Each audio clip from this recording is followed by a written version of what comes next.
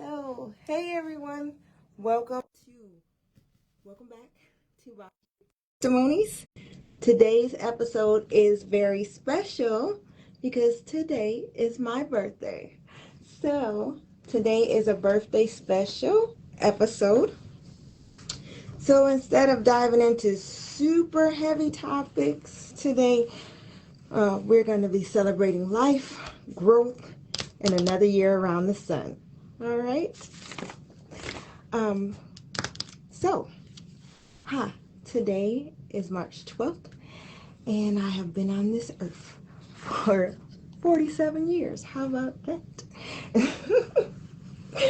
Oh, goodness, that is crazy to say that I've been on the earth for 47 years. That's where we are. Oh, but I am going to pretty much reflect on year 46 of my life. I've had a lot of ups and downs and incredible highs, and a few lows. That is life. That is life. But thank you all for joining me. Like I said, today is a special episode. This is my birthday episode. It gets hot up in this room, I'm telling you. Good Lord. So,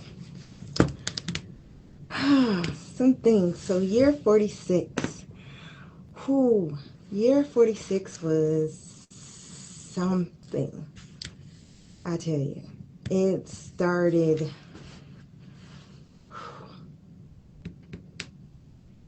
with making some big decisions. And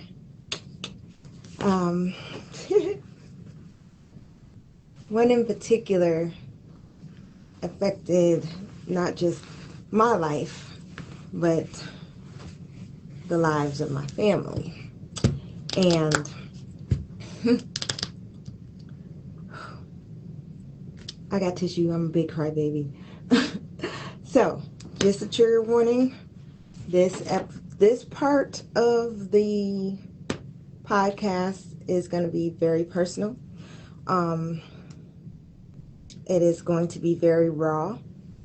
And if you do see me cry, that's okay. It's just a lot. So, many of you know that I was married. I was married on May the 18th, 2013. Totally went into that marriage with all hope and love and excitement. If you ever saw any of my marriage pictures, like the actual wedding pictures, you could not tell that woman then she would be here now as a divorced mother of 3.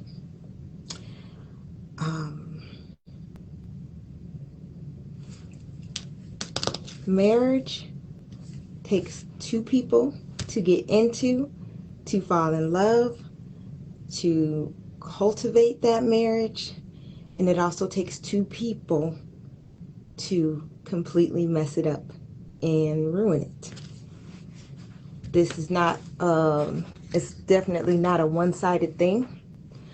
The reason I'm standing up is because this corset, I don't think I can sit down in. But I digress. It takes 2 people to make a marriage work. It takes 2 people to destroy a marriage as well. And it did not start out that way. It did not. It was very loving. It was very everything that I thought I wanted. Um,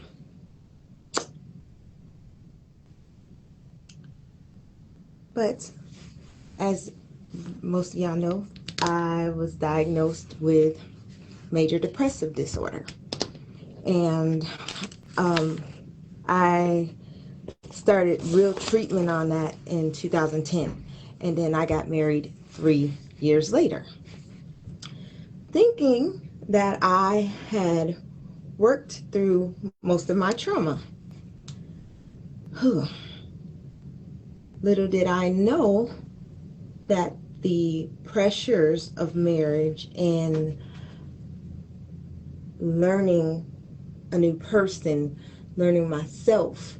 I was 34 when I got married, and my husband and I had an 18-year age gap. So there was a lot of adjustment to do. This was his second marriage, and this was my first marriage. And it was not easy for me. I didn't realize that my unhealed trauma would come to the surface during that marriage.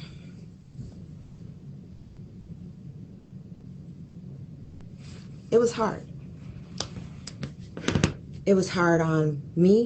It was hard on my husband.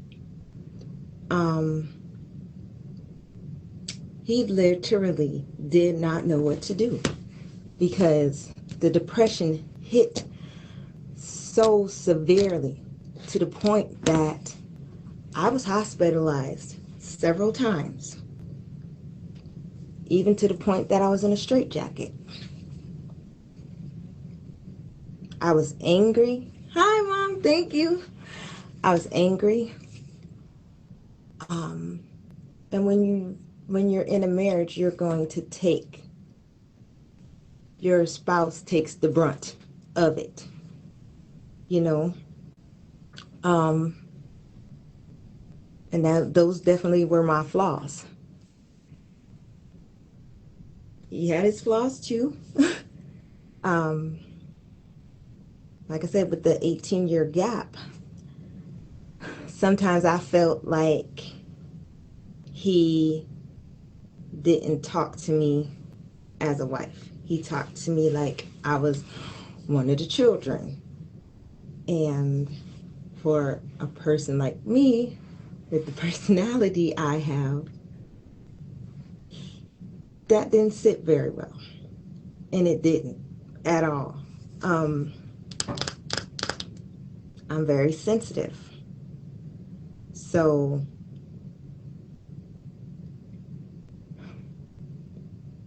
there was a lot of mental and verbal abuse in that marriage, both ways. Because if we were to fight and he hit below the belt, I would hit below the belt. It was literally tit for tat. Tit for tat. And it was just not good. That is not how you are supposed to that is not how you're supposed to communicate in a marriage. And yes, we went to counseling. I had my own counseling. I will say that I did not find the right therapist until, I'm going to say, about 2019.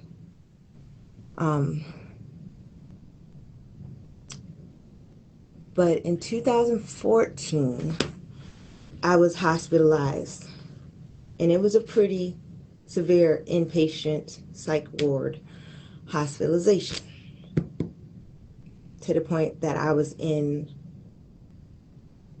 isolation, like confinement, just solitary confinement myself. And as I sat alone in that dark room, I felt the absolute lowest any human can feel. At the time, I'm gonna get through this. At the time, I had Kylia, and she probably was about 6 or 7. And she had found me after one of our disagreements. She had found me sitting in the bathtub with a knife because I was thinking about harming myself because I could not take the pain anymore.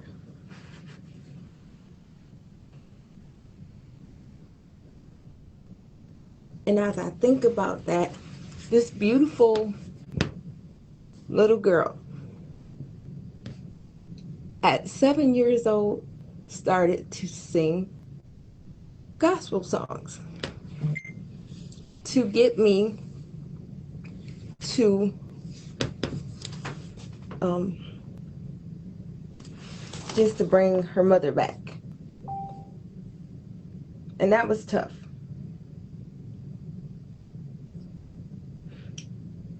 And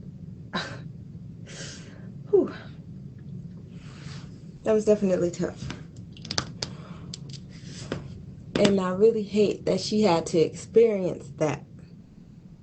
But in that solitary confinement, feeling the lowest I've ever felt in my life, I have been in church my entire life.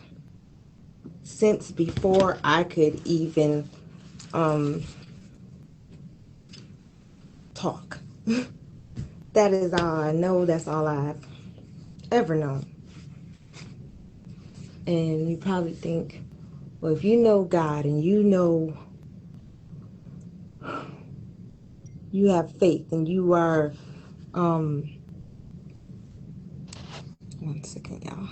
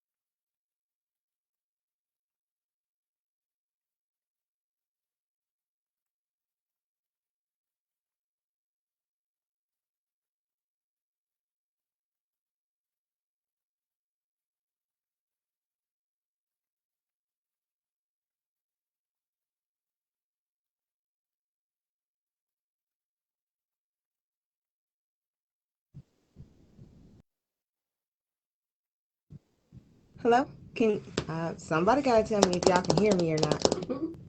I'm trying to log in. Oh, Jesus. Okay. I'm gonna start it over.